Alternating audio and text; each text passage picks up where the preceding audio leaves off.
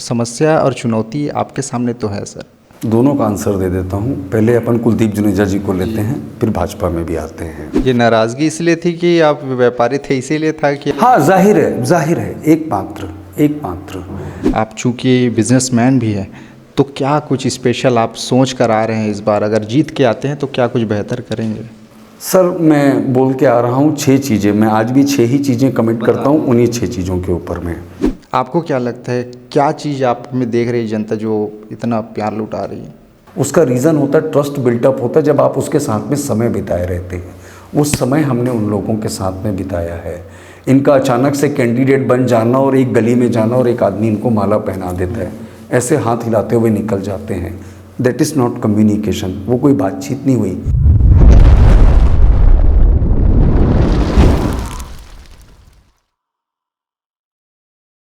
नमस्कार, आप देख रहे हैं TNR न्यूज़ और मैं हूं आपके साथ में राकेश निर्मलकर। हम इस समय मौजूद हैं राजधानी रायपुर में। चुनाव का माहौल है और रायपुर उत्तर विधानसभा क्षेत्र में इस बार काफ़ी ज़्यादा कांटे का मुकाबला होने वाला है, क्योंकि बहुत से पार्टियों ने यहां पर प्रत्याशी उतारे हैं मैदान में। और जो मुख्य बात है वो ये है कि यहाँ के मुद्दे भी अलग हैं और साथ ही साथ यहाँ का माहौल भी अलग है। इसी क्रम में हम आए हैं, आम आदमी पार्टी ने इस बार जिनको प्रत्याशी बनाया है, विजय गुरु बख्शिणी जी हमारे साथ हैं। इन्हीं के साथ आज राजनीतिक चर्चा करेंगे, साथ ही साथ क्षेत्र के मुद्दे और क्या कुछ इनके विज़न है इनको आप तक पहुँचाने की कोशिश करेंगे। सर, बहुत बहुत स्वागत है आपका हमारे इस खास कार्यक्रम में। पहले जो हमारे कार्यक्रम का पड़ाव रहता है सर, चूँकि व्यक्तिगत रूप से मुझे भी बहुत दिलचस्पी है और साथ ही साथ हम दर्शकों के लिए भी हम हर प्रत्याशी से पूछते हैं कि उनका जीवन कैसा रहा, कैसे वो राजनीति में आए, छात्र जीवन कैसा रहा, बचपन का जीवन कैसे रहा। थोड़ा सा अपने जीवन के बारे में बताइए, फिर राजनीतिक चर्चा में आगे बढ़ेंगे सर। सर, जीवन बहुत बेसिकली मैं बिज़नेस फील्ड से था और एजुकेशन मेरी बीकॉम से हुई। बॉर्न एंड बॉटम मैं धमतरी से हूँ।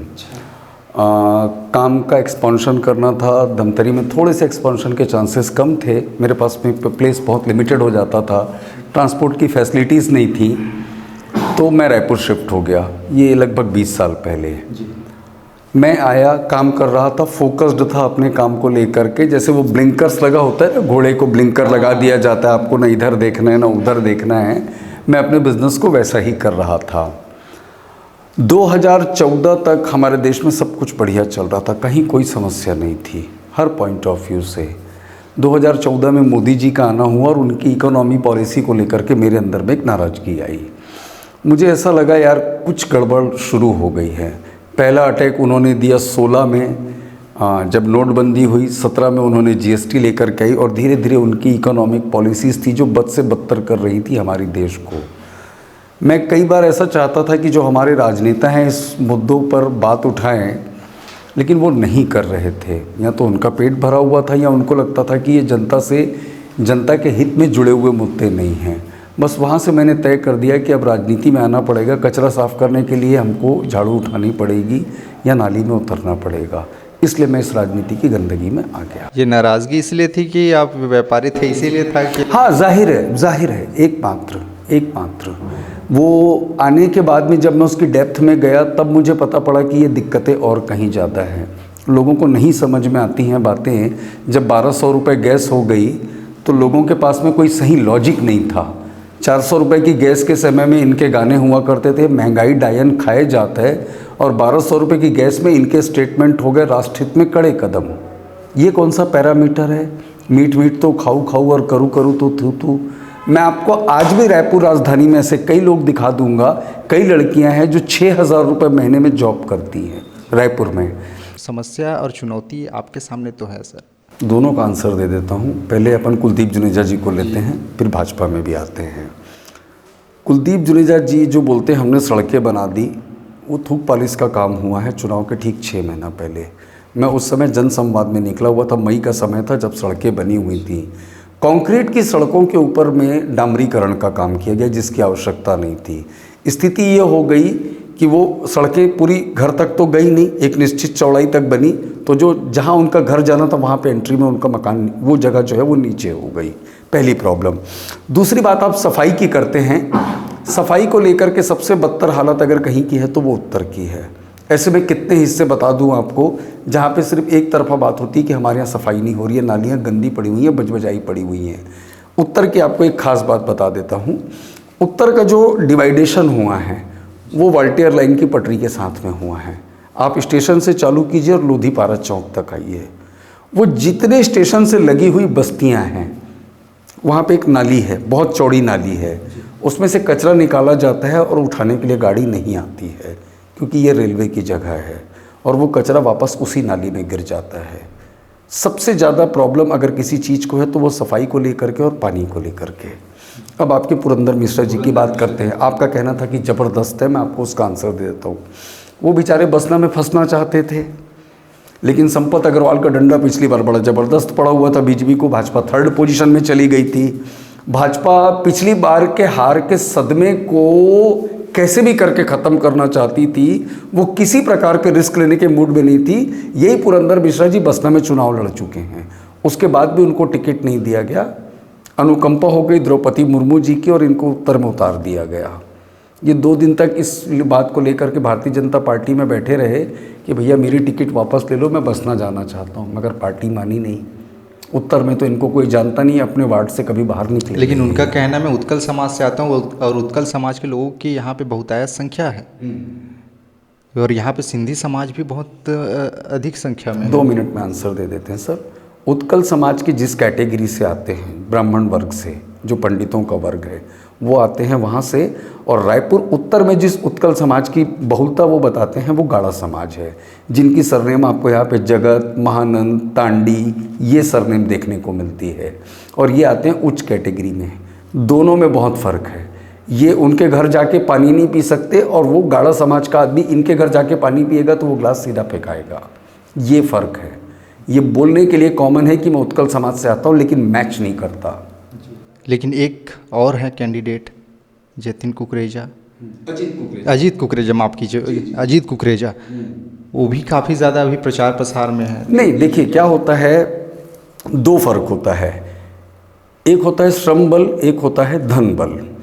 आम आदमी पार्टी मूलतः श्रम बल के ऊपर काम करती है कि आप जितना मेहनत करोगे।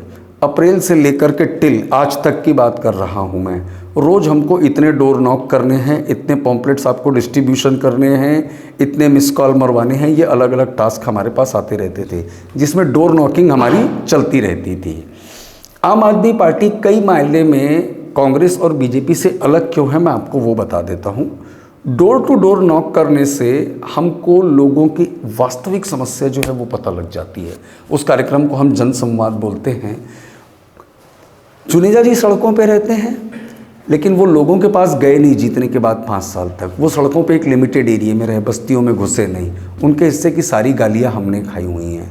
अब आपका कहना है कुकरेजा जी प्रचार बहुत कर रहे हैं, अंतिम समय में धन बल का आप उपयोग कर लो। उपयोग क्या होगा? कटआउट बढ़ा दिए जाएंगे, गाड़ियाँ बढ़ा दी जाएंगी, बैनर्स बढ़ा दिए जाएंगे। क्या आपको लगता है इससे कम्युनिकेशन हो गया? ऐसे कितने उदाहरण हैं हमारे देश में जब लोगों ने चुनाव जीता और उन लोगों ने बहुत ज़्यादा बैनर पोस्टर प्रचार के ऊपर में कोई खर्च नहीं किया था। आम आदमी पार्टी की क्या स्ट्रेंथ थी जब पहली बार वो चुनाव लड़ी थी? 28 सीटों में आई थी, आपको ध्यान होगा, जिसमें 49 दिन थे। मैं 49 दिन का भी आंसर देता हूँ। अरविंद केजरीवाल जी शीला दीक्षित के खिलाफ चुनाव लड़के आए थे, तब पार्टी के पास कौन सा फंड था, कौन सी स्ट्रेंथ थी? लेकिन 1-to-1 कम्युनिकेशन बहुत बढ़िया था। उसके पहले भी वो परिवर्तन नाम की संगठन चलाते थे। अब आपको 49 दिन का जवाब दे देता हूँ मैं।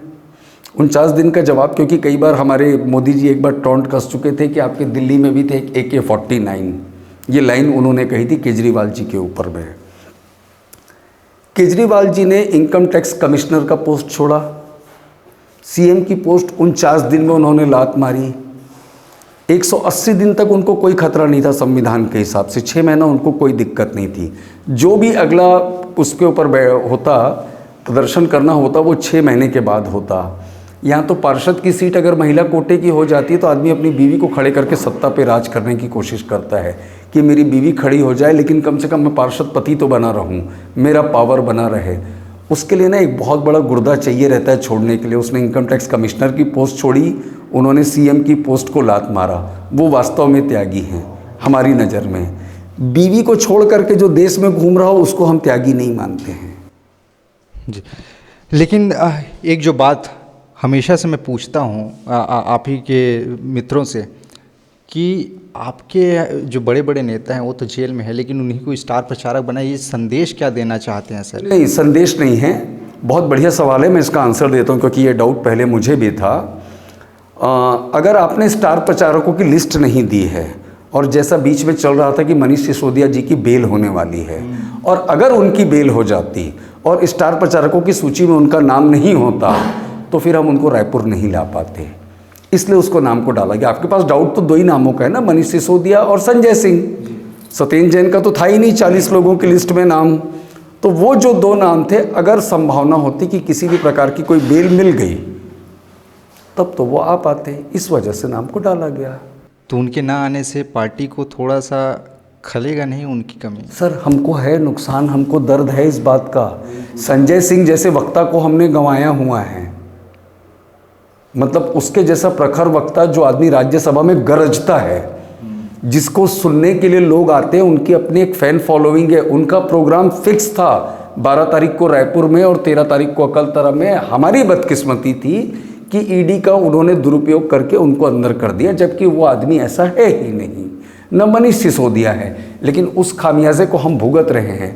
आज तक ईडी चार्जशीट दायर नहीं कर पाई है मनीष सिसोदिया के खिलाफ में, लेकिन अब उनका सैया भय कोतवार अब डर काहे का, सारा पावर आज उनके हाथ में है। वो उन्हीं चीज़ों को दोहरा रहे हैं जो एक समय में इंदिरा गांधी ने भाजपा या बाकी पार्टियों के खिलाफ की थी। आज उन्हीं चीज़ों को मोदी जी दोहरा रहे हैं। जी, आपने ईडी की बात की, तो वर्तमान में जो कांग्रेस सरकार है छत्तीसगढ़ की, उनके नेताओं पर भी ईडी का रेड पड़ रहा है, तो इसके बारे में क्या कहेंगे? सर, मैं आपको आंसर दे देता हूँ। अभी मैं किसी का बचाव नहीं करूँगा, लेकिन मैं आपको फैक्ट बताता हूँ। मैं माना कि कुछ होगा भी, मैं ये 1 मिनट के लिए ये मान लेता हूँ, लेकिन भाजपा क्या करती है, मीडिया में बदनाम पहले करती है।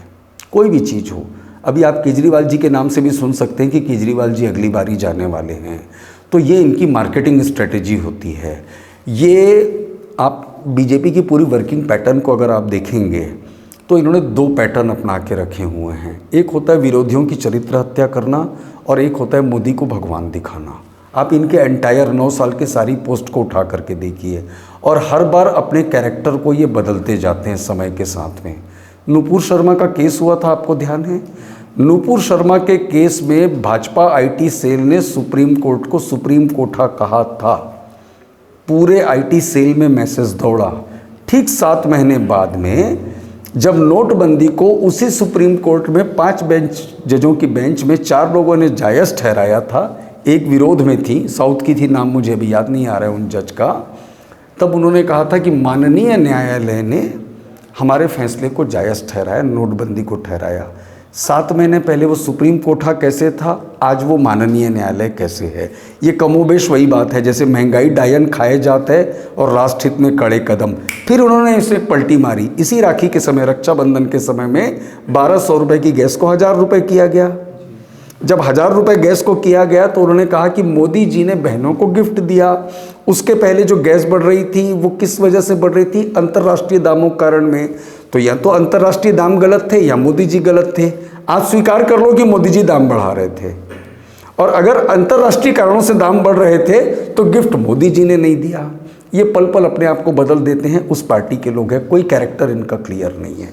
उनके बारे में क्या मतलब, जो यहाँ हो रहा है वो गलत हो रहा है कांग्रेस का? कहाँ हो रहा है मतलब? हाँ, बिल्कुल गलत हो रहा है, बिल्कुल गलत हो रहा है। सहमत हूँ मैं इस बात से। सहमत हैं? हाँ, बिल्कुल बिल्कुल। और जो 5 साल काम किया है कांग्रेस सरकार ने, उनसे उसको कितना? 2 अलग अलग बातें हैं। अब आपने एक तरफ मोदी के एक्शंस का पूछा, अब आपका यहाँ पे आते हैं। भूपेश बघेल ने छत्तीसगढ़िया सेंटीमेंट्स को बढ़ाया, ये फैक्ट है। बहुत सारी नाटक की राजनीति हुई है, मतलब बोरेबासी दिवस नाम की कोई चीज़ पहले तो नहीं थी। जो खाता था वो 365 दिन खाता था, और नहीं खाने वाला 1 दिन भी नहीं खाता था। लेकिन उन चीज़ों को बढ़ाया गया। नरवा, गुरवा, गुरवा, बाड़ी, ये तमाशे किए गए। ऐसा तो नहीं है ना कि कौशल्या धाम यहाँ पहले नहीं था, पहले भी था, लेकिन उसको ग्लोरीफाइड किया गया। बहुत सारी चीज़ों को आप देखेंगे ग्लोरीफाई किया गया। वो ग्लोरीफाई करने की राजनीति और एक लोकल जो फ्लेवर होता है उसको उन्होंने उठाने की कोशिश की। इसके अलावा उनका कोई अचीवमेंट मुझे नहीं लगता। जी, लेकिन यहाँ पर जो आप लड़ाई लड़ रहे हैं सर, वो भी कांग्रेस के हैं। लेकिन मुझे समझ एक चीज़ नहीं आता कि केंद्र में तो आप लोग गठबंधन में, इंडिया गठबंधन के नाम से, और यहाँ पर आप लोग पानी पी पी कर कोसते हैं। तो ये जो लोगों को तो लगेगा ना, ये दोहरा चरित्र कैसा है? नहीं, दोहरा चरित्र वाली बात है तो मैं आपको छोटे से एग्जाम्पल दे देता हूँ। फारूक अब्दुल्ला एक समय में एनडीए की गवर्नमेंट में थे अटल बिहारी वाजपेयी के साथ में, और जम्मू कश्मीर में जो उनका चुनाव हुआ था वो दोनों का एक दूसरे के अगेंस्ट हुआ था, विधानसभा चुनाव। जनता दल यूनाइटेड बिहार में केंद्र में इनके साथ में थी, और नॉर्थ ईस्ट में जो इनका चुनाव हुआ था तब उसको फ्रेंडली फाइट बोला गया था। तो इसको पानी पी पी के कोसना नहीं बोलना चाहिए। ये एक्चुअल में लोकतंत्र की खूबसूरती है कि किसी एक जगह में आप गठबंधन में और किसी जगह फ्रेंडली फाइट आपकी हो रही है। रायपुर से आप लड़ रहे हैं सर जी, और यहाँ शहरी क्षेत्र है, आप चूँकि बिजनेसमैन भी हैं, तो क्या कुछ स्पेशल आप सोच कर आ रहे हैं इस बार? अगर जीत के आते हैं तो क्या कुछ बेहतर करेंगे? सर मैं बोल के आ रहा हूँ 6 चीज़ें, मैं आज भी 6 ही चीज़ें कमिट करता हूँ उन्हीं 6 चीज़ों के ऊपर में। शिक्षा जो हमारा मॉडल है दिल्ली में, जिसकी कॉपी यहाँ पे आत्मानंद हुई है, लेकिन स्कूलों की बिल्डिंगें बनी हैं, टीचर्स का स्टैंडर्ड वैसा नहीं बढ़ा। अगर टीचर अच्छे भी हैं तो बाद में उनकी कोई ट्रेनिंग, कोई अपग्रेड करने का रास्ता नहीं है। दूसरा शिक्षा, स्वास्थ्य जो हमारा मोहल्ला क्लिनिक वाला कॉन्सेप्ट है उसके ऊपर हम काम करेंगे। तीसरा पानी, रायपुर उत्तर की बहुत सारी ऐसी जनता है जिनको पानी सही तरीके से अवेलेबल नहीं है। मैं आपको क्षेत्र गिना सकता हूँ, खमारडी है, भावेनगर है, कुंद्रापारा है, पूरी पंडरी प्यासी पड़ी हुई है सर। आज भी पानी को प्रॉब्लम है, बहुत डेंस पॉपुलेशन है उस जगह में, लेकिन पानी को लेकर के सबसे ज़्यादा दुखद स्थिति में अगर कोई क्षेत्र है तो वो पंडरी क्षेत्र है। बिजली 300 यूनिट वाला हमारा कॉन्सेप्ट है। 5वां काम करेंगे सर रोजगार के ऊपर में। दुनिया की जीडीपी कहाँ पे है इससे किसी को कोई मतलब नहीं है। मोदी जी के बकवास वाले जो वादे होते हैं $5 ट्रिलियन इकोनॉमी के, कोई मतलब नहीं है। सेंसेक्स कितना चला गया उसका कोई मतलब नहीं है अगर उस आदमी के घर की इनकम सही नहीं है तो। 6वीं चीज़ जिसके ऊपर पर्सनली मैं काम करना चाहता हूँ वो यहाँ के लोगों के पेपर वर्क के ऊपर भी, ये मेरा कमिटमेंट है जी। जो पेपर में उनकी कमियाँ हैं उनको मैं दूर करूँगा। ये 6 चीज़ों के ऊपर ही काम करना है। अगर राज्य की बात करें, कृषि प्रधान राज्य है, तो किसानों के लिए क्या कुछ बेहतरी रहेगा? सर थोड़ा सा ना ये सवाल पे मैं मेरे लिए ट्रिकी क्वेश्चन इसलिए जाता है क्योंकि एक तो मैं रहता हूँ उत्तर क्षेत्र में जो 100% अर्बन है, है ना, तो मेरे उसमें कृषि अभी कहीं पे आती नहीं है। मैं आपकी पार्टी के नज़रिए से पूछ, अब पार्टी के नज़रिए सर, पार्टी के नज़रिए से फिर वही धान की कीमतें आनी हैं, और जो 15 क्विंटल है वो 20 क्विंटल हो जाएगा, 21 क्विंटल हो जाएगा, 22 क्विंटल हो जाएगा, इसके आगे कोई कहानी नहीं है।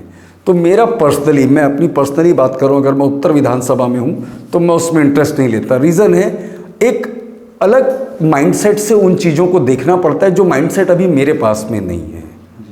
वो माइंडसेट उन विधायकों के लिए बिल्कुल जायज़ होगा जो प्रत्याशी आज के समय में रूरल बेल्ट में बैठे हुए हैं, जिनको धान समझ में आता है, पानी समझ में आता है सिंचाई के लिए, फसल के लिए, उनके लिए वो ठीक है। मेरी अभी पैरामीटर ही अलग है तो मैं उस चीज़ों के ऊपर काम नहीं कर रहा हूँ अभी। तो इस चुनाव में अगली बार अगर आपको लीडरशिप करते देखेंगे रायपुर उत्तर से? हाँ बिल्कुल सर। प्रतिक्रिया ठीक ठाक है लोगों? बहुत शानदार सर। 45 से 50 हज़ार दरवाजे खटखटा चुके हैं, डोर टू डोर 45 से 50 हज़ार काउंटिंग है हमारे पास में। कुछ जगह तो बस्तियों में स्थिति के लोगों ने हाथ जोड़ दिया, भैया आपको वोट दे देंगे, मत आना मालिक। 3 बार 4 बार आप आ चुके हो। 100 से 150 तो हमने बर्थडे मना लिए लोगों के घरों में जा करके, जा जाके कॉन्टैक्ट हैं। ये 15-20 दिन में जो कैंडिडेट्स फाइनल हो जाते हैं और जो बस क्रिएट करते हैं कि 45 गाड़ियाँ चल रही हैं, हमारे पास 3 ही गाड़ियाँ हैं सर। नहीं किया हमने कोई एक्सपेंसेस, सिर्फ 2 खर्च हुए हैं, एक पॉम्पलेट का, एक स्टिकर का, इसके अलावा कोई खर्च नहीं है हम लोगों का। आपको क्या लगता है क्या चीज़ आप में देख रही जनता जो इतना प्यार लुटा रही है? सर कुछ देखने वाली बात नहीं होती है। आपके घर में आपका भाई भी होता है और एक आपका दोस्त होता है बचपन का। शेयर आप अपनी सारी बातें अपने दोस्त से कर पाते हैं, शायद भाई से ना कर पाएँ।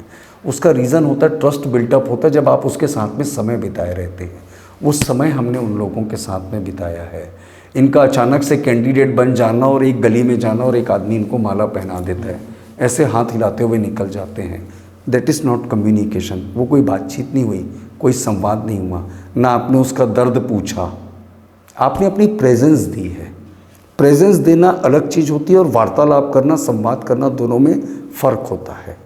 आर्थिक नीतियों को लेकर आप आए, लेकिन जो आम आदमी पार्टी की अगर बात करें तो बहुत सारे फ्री की योजनाएं चला रही है, जिसे मुफ्त की रेवड़ी कहते हैं। इसके चक्कर में तो कर्ज में तो डूब ही रही है सरकार। ठीक है, मैं आपको इसका आंसर दे देता हूँ। मुफ्त की रेवड़ी का, मुफ्त की रेवड़ी अगर केजरीवाल की है, मुफ्त की अगर हम बात करें, चाउर वाले बाबा कौन सी पार्टी ने पैदा किया था? चरण पादुकाएं किसने बांटी थी? कन्याओं को साइकिल जो दी गई थी वो किस पार्टी ने दी थी? मैं छत्तीसगढ़ की बात कर रहा हूँ, मैं बाहर स्टेट नहीं जा रहा हूँ। पिछली बार 2018 में मुफ्त मोबाइल योजना चली थी, आपको ध्यान होगा। उस मुफ्त मोबाइल योजना के समय जो रेवड़ी थी वो किसकी थी? ये मीठ मीठ तो खाऊ खाऊ और करू करू तो थू थू, इनको बदलना पड़ेगा। आपको एक लेटेस्ट एग्जाम्पल देता हूँ। इसी कर्नाटका में जा कर के मोदी जी ने स्टेटमेंट दिया था कि गारंटी देने वालों की क्या गारंटी, और इन्होंने अभी जो अपना 2 दिन 3 दिन पहले इन लोग अपना घोषणा पत्र लेकर के आए हैं, उसका नाम क्या रखा है इन लोगों ने? मोदी की गारंटी। अब संकल्प पत्र शब्द कहाँ चला गया आप लोगों का? संकल्प पत्र बोलते थे ना, ये लोगों ने घोषणा पत्र हटा करके एक शब्द लाया था संकल्प पत्र। आज ऐसी क्या स्थिति आई कि जो केजरीवाल की गारंटी वर्ड को उठा करके आप मोदी की गारंटी लेकर के आए, और इसी कर्नाटका चुनाव समय में आपने ये लाइन कही थी कि गारंटी देने वालों की क्या गारंटी। अब सवाल ये है कि मोदी की क्या गारंटी? जायज़ सवाल है, आप लॉजिकल साबित कर दें। 5 ट्रिलियन इकोनॉमी की बात करते, संबित पात्रा तो जीरो भी नहीं बता पाए थे ना। ये उनकी प्रॉब्लम है। ये लोग किसी भी चीज़ को ग्लोरीफाइड करते हैं और इनकी एक माइंडसेट है, ये चरित्र हत्या के ऊपर बहुत काम करते हैं। राहुल गांधी को इन्होंने पप्पू बनाया, ममता बनर्जी को मुमताज बानो बनाया, मुलायम सिंह को मौलाना मुलायम बनाया। सारे नेताओं की चरित्र हत्या करना और मोदी को भगवान बनाना इनका एकमात्र काम है। इसके अलावा इनकी कोई उपलब्धि नहीं है। हर झूठ को नए सिरे से पेश करना इनकी ये कला बहुत शानदार है। चलिए, बहुत बहुत धन्यवाद सर, बहुत अच्छा लगा। जाते जाते आपके क्षेत्र की जनता को संदेश देना चाहें हमारे माध्यम से। मेरा आप लोगों से निवेदन है, कांग्रेस और भाजपा, मूल रूप से मैं इन्हीं 2 पार्टियों की बात कर रहा हूं, क्योंकि तीसरे स्तर पर राष्ट्रीय जो पार्टी है वो आम आदमी पार्टी है। इन दोनों का शासन आप देख चुके हैं। दोनों आज वायदे कर रहे हैं कि हम रायपुर उत्तर में ये विकास करेंगे, फलाना करेंगे, ढिमका करेंगे। मेरा सवाल ये है कि अभी जो 5 साल निकले, इसके पहले 15 साल भाजपा का और उसके पहले 3 साल कांग्रेस का, इस 23 साल में आपने इन दोनों पार्टियों को आजमाया है और आपको ये अच्छे से मालूम है कि विकास नाम की कोई चीज़ इनके जीतने के बाद तो कभी भी नहीं हो सकती। ऐसा नहीं है कि ये काम कर नहीं सकते थे, समस्या ये है इनकी नीयत नहीं है। आप लोगों ने उत्तर विधानसभा में पक्का मुझे एक न एक बार बिल्कुल दरवाज़ा खटखटाते देखा होगा आपके घर का।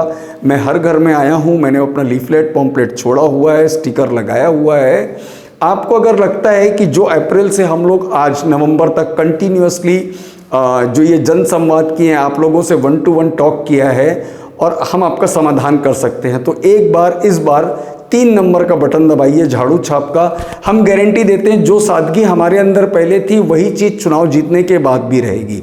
ये खासियत सिर्फ आम आदमी पार्टी में है। हम किसी एसी गाड़ी में घूमना और एसी केबिन में बैठने का काम नहीं करना चाहते।